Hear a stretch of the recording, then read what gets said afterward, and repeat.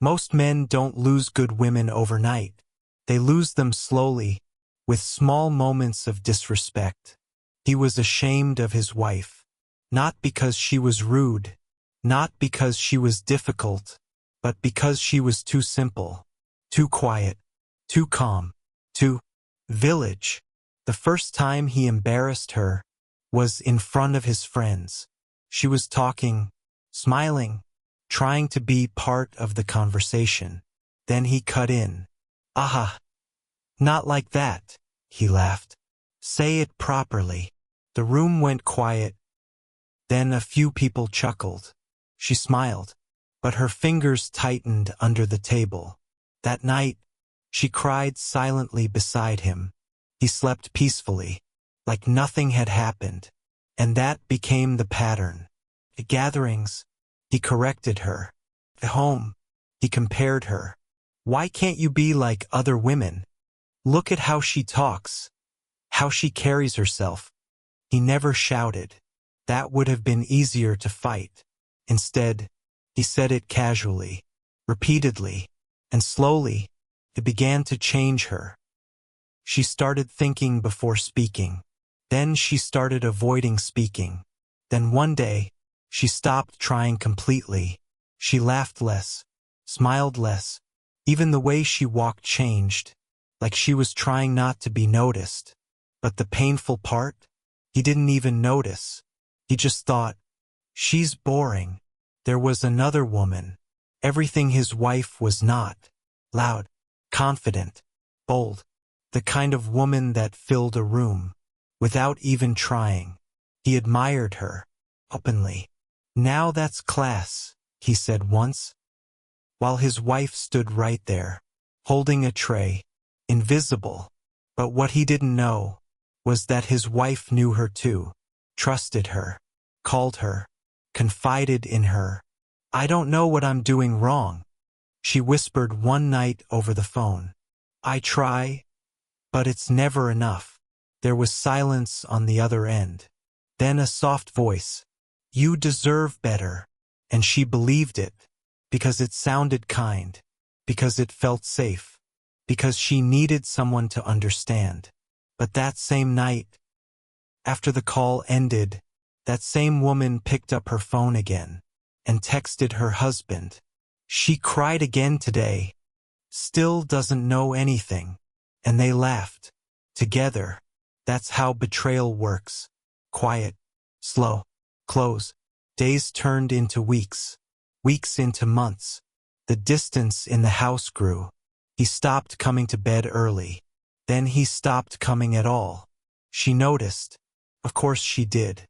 But she didn't ask questions. Because deep down, she was afraid of the answers. Instead, she kept trying.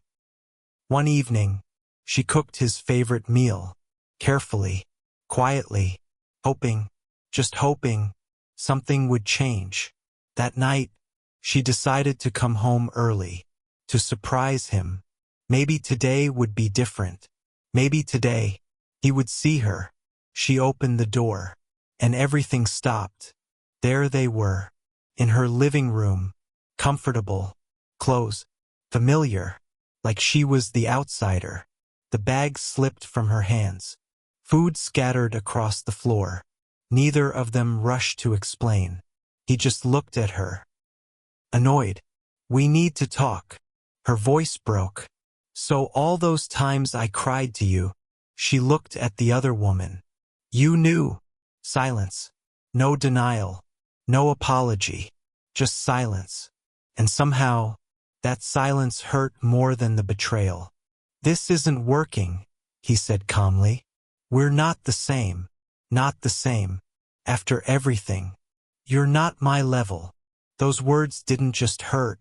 They shattered something inside her. He packed her things. Like she was temporary. Like she had never mattered. "Go back to where you came from."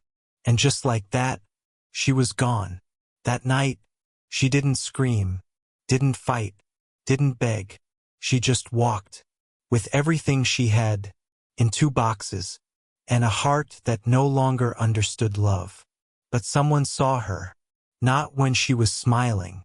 Not when she was trying, but when she was broken. He had always noticed her. Her calm, her patience, the way she endured without bitterness. "Come with me," he said gently. "You don't deserve this." She hesitated.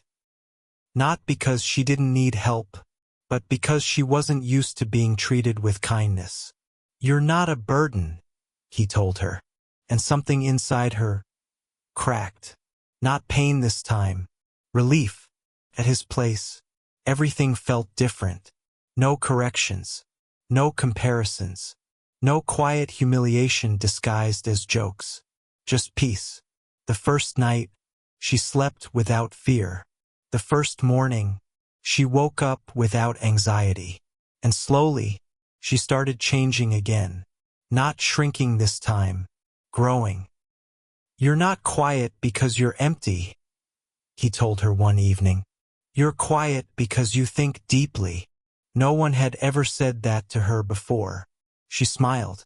Not carefully, not politely, but genuinely. And that smile changed everything. Weeks passed, then months. She laughed again, spoke again, lived again. Not louder, not different, just herself. And that's when he saw her again, at a restaurant, across the room. But this wasn't the woman he remembered. She looked peaceful, confident, complete, and beside her was a man who listened when she spoke, held her hand like she mattered, looked at her like she was enough. His chest tightened. That was his wife. He walked over, fast, angry, desperate. "What is this?" he demanded. She looked at him. No anger, no pain, just distance. "We're leaving," the man beside her said calmly, and she stood up. No explanation, no argument, no second glance. They walked past him like he didn't exist, and that was the moment it hit him. He didn't lose her because she wasn't enough.